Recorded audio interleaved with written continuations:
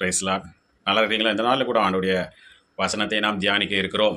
சங்கீதம் 23ஆம் அதிகாரத்தில் 2ஆம் வசனத்தை, அவர் என்னை புல்லுள்ள இடங்களில் மேய்த்து அமர்ந்த தண்ணீர்களண்டையில் என்னை கொண்டு போய் விடுகிறார் என்று சொல்லி ஆண்டவராகிய இயேசு கிறிஸ்துவை தாவீது என்ன செய்கிறானா, மேய்ப்பராக பாவித்து, நான் அவருடைய ஆடாக இருக்கிறேன், அவர் என்னை புல்லுள்ள இடங்களில் மேய்த்து அமர்ந்த தண்ணீர்கள் அண்டையில் என்னை கொண்டு போய் விடுகிறார் என்று ஆண்டவருடைய நாமத்தை மகிமைப்படுத்துகிறார்.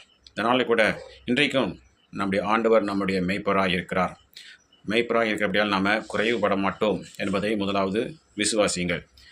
நம்முடைய வாழ்க்கையில் ஆண்டவரை நம்முடைய மெய்ப்பராய் நம்ம அங்கீகரித்து கொள்ளும்போது நிச்சயமாக ஒரு மெய்ப்பன் தான் வளர்க்கிற ஆட்டை ஒரு நாளும் பட்டினி போட மாட்டார். ஒரு நாளும் அந்த ஆட்டுக்கு தீமையை அனுமதிக்க மாட்டார் என்று பார்க்கிறோம். அதே போல தான் நம்முடைய ஆண்டவர் அதை காட்டிலும் பரம தகப்பன், நம்மை படைத்தவர், நம்மை உருவாக்கினவர். ஆகவே இந்த நாளில் கூட அவர் நம்மை செழிப்பாய் நடத்த போகிறார். நல்ல வேலை வாய்ப்புகளை கொடுக்க போகிறார். நமக்கு நல்ல சம்பாத்தியத்தை கொடுக்க போகிறார். திருப்தியாய் சாப்பிடக்கூடிய நல்ல வசதி வாய்ப்புகளை கொடுக்க போகிறார். இன்னும் இப்பொழுது இருக்கிறதை காட்டிலும் நல்ல செழிப்பான வாழ்க்கை நமக்கு ஆண்டவர் கிடைக்க செய்வார்.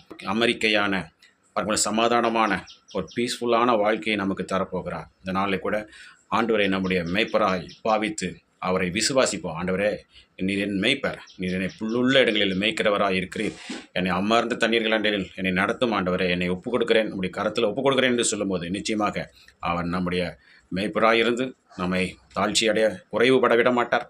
நம்மை புல்லுள்ள இடங்களில் மேய்க்கிறவராக இருக்கிறார். நல்ல வசதியான வேலை வாய்ப்புகளை கொடுத்து ஆகாரத்தை ஆசீர்வதிப்பேன், என்னுடைய ஏழைகளை அப்பத்தினால் திருப்தியாக்குவேன் என்று ஆண்டவர் சொல்கிறார். அதனால் கூட அவர் உன் அப்பத்தையும் தண்ணீரையும் ஆசீர்வதித்து வியாதியை உன்னை விட்டு விலக்குவேன் என்று ஆண்டவர் சொல்லுகிறார். ஆகவே அந்த வியாதியை விலக்குவார், அப்பத்தையும் தண்ணீரையும் ஆசீர்வதிப்பார். ஆண்டவரத்தில் நம்மை ஒப்புக் கொடுப்போம்.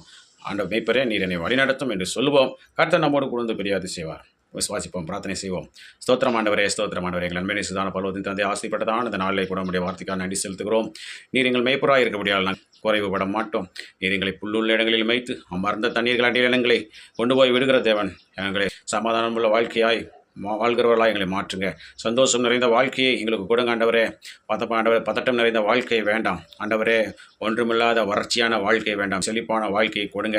நல்ல சமாதானமான வாழ்க்கையை கொடுங்க. வியாதி, வறுமை, வேதனை, கஷ்டங்கள் வேண்டாம் ஆண்டவரே.